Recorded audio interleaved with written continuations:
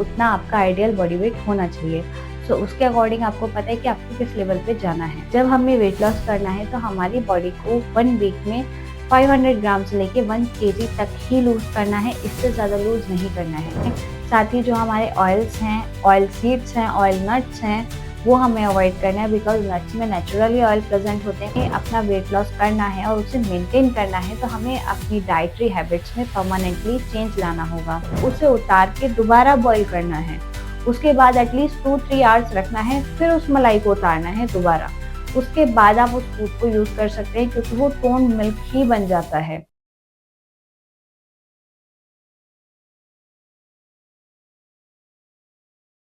नमस्कार, मैं हूँ डायटीशियन प्रतीक्षा। आज हम बात करेंगे ओबेसिटी के खाने के बारे में, यानी कि हमें क्या-क्या खाना चाहिए, क्या नहीं खाना चाहिए, इन सब के बारे में। उससे पहले हमें ये पता होना चाहिए कि हमें कितना वेट लॉस करना है और हमारे लिए, हमारी बॉडी के लिए आइडियल बॉडी वेट क्या है। तो उसके लिए एक फॉर्मूला होता है ब्रुकास इंडेक्स का, जिसमें कि हमारी जो हाइट है वो सेंटीमीटर में हमें मेज़र करनी है, देन माइनस फ्रॉम 100 जो निकल के आएगा वैल्यू, वो है आपका ideal body weight. That means height in centimetre minus 100 is equals to ideal body weight, यानी कि उतना आपका आइडियल बॉडी वेट होना चाहिए। सो उसके अकॉर्डिंग आपको पता है कि आपको किस लेवल पे जाना है। जब हमें वेट लॉस करना है तो हमारी बॉडी को 1 वीक में 500 ग्राम से लेके 1 केजी तक ही लूज करना है, इससे ज्यादा लूज नहीं करना है। क्योंकि आइडियली वेट लॉस अगर हमें करना है तो उसके लिए 500 ग्राम टू 1 केजी ही ठीक है। उससे ज्यादा वेट लॉस करना वो आपकी बॉडी के लिए सही नहीं होगा। सबसे पहले हम आते हैं कैलोरीज पे। कैलोरीज हमें लो खानी है। जैसे कि हम जानते हैं कैलोरीज हमारी बॉडी में अगर एक्सेस हो जाती हैं तो वो फैट के फॉर्म में स्टोर होती हैं, जिसकी वजह से हमें कैलोरीज का अमाउंट कम रखना है।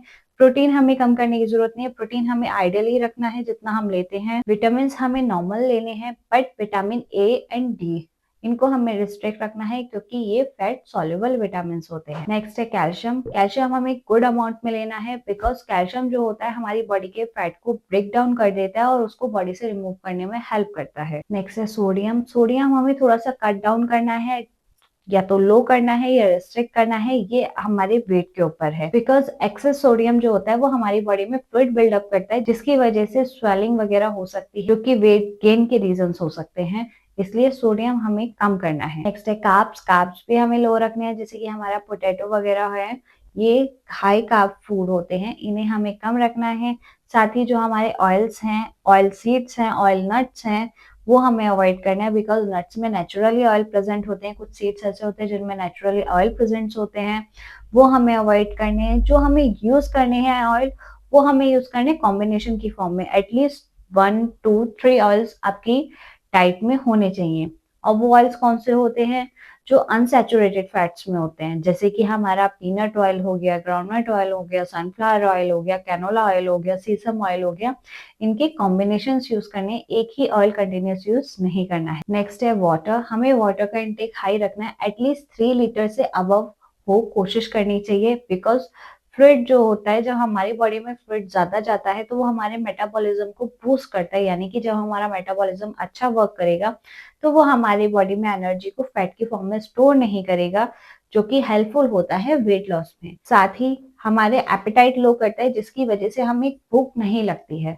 सो ओवरऑल हमारी बॉडी की फंक्शनिंग में हेल्प करता है, इसलिए हमें वाटर का अमाउंट अच्छा रखना चाहिए। सो नेक्स्ट है high fibre food. High fibre food हमें क्यों लेना चाहिए? बिकॉज जो फाइबर होता है जिन फूड में, उनमें कैलोरीज कम होती हैं, एंड फाइबर का काम होता है हमारी बॉडी के फैट को ब्रेक डाउन करना, जो कि हमारी बॉडी से रिमूव करने में हेल्प करता है। साथ ही जब हम फाइबर का इंटेक करते हैं तो फाइबर के इंटेक की वजह से हमें सटाइटी फीलिंग आती है, यानी कि हमें लगता है कि हमारा पेट भरा हुआ है।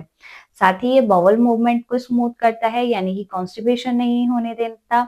साथ ही जो फाइबर फूड होते हैं उनको अच्छे से च्यू करना पड़ता है, जैसे कि आपका कुकुम्बर हो गया, कैरेट हो गया, स्पेशली रॉ फूड होते हैं, उनमें फाइबर ज्यादा होता है।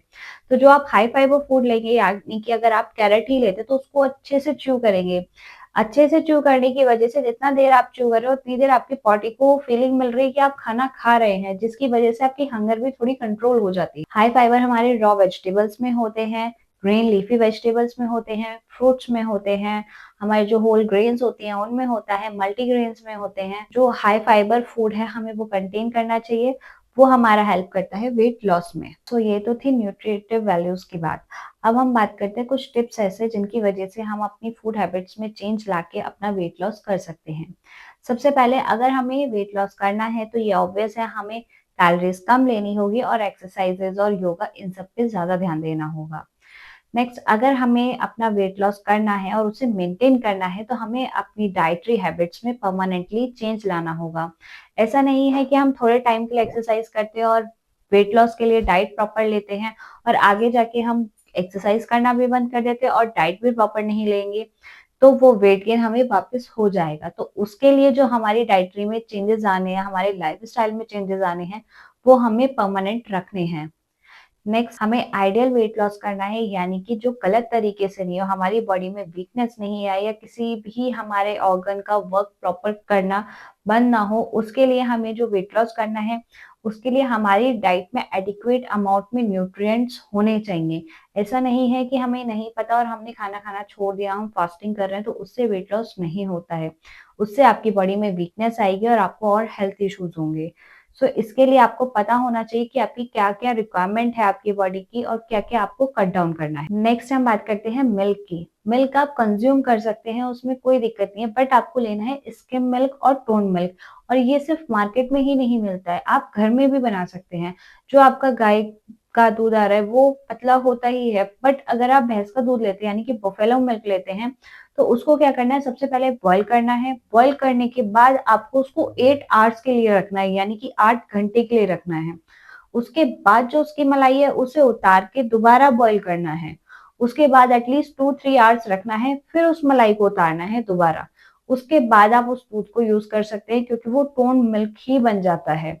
उस मिल्क में आपका कोई फैट नहीं रह जाता, आप उसको इजीली कंज्यूम कर सकते हैं, वो आपको कोई नुकसान नहीं करेगा। नेक्स्ट, शुगर आपको अवॉइड करनी होगी, कम करनी होगी, और अगर ज्यादा वेट गेन है तो आपको रिस्ट्रिक्ट भी करनी होगी, बिकॉज जो शुगर है उसमें कैलोरीज ज्यादा होती हैं। इसलिए आपके स्वीट्स हैं, चॉकलेट्स हैं, शुगर सिरप्स हैं, हनी है, even condensed milk type product जो होते हैं वो भी आपको अवॉइड करने होंगे। कुकिंग मेथड्स आपको ऐसे यूज करने होंगे जिनमें ऑयल यूज कम हो, ऑयल या घी। जैसे कि आपका बॉइलिंग हो गया, आपका स्टीम हो गया, आपका प्रेशर कुकर में दाल बनाना हो गया। इस तरीके से आपको मेथड यूज करने हैं जिनमें आपका ऑयल कम यूज हो। आपको अपना जो फूड है उसका जो अमाउंट है, यानी कि जो आपकी प्लेट है उसमें जो आप दाल ले रहे हैं, सब्जी ले रहे हैं, रोटी ले रहे हैं, उनका अमाउंट आपको थोड़ा रिस्ट्रिक्ट करना होगा।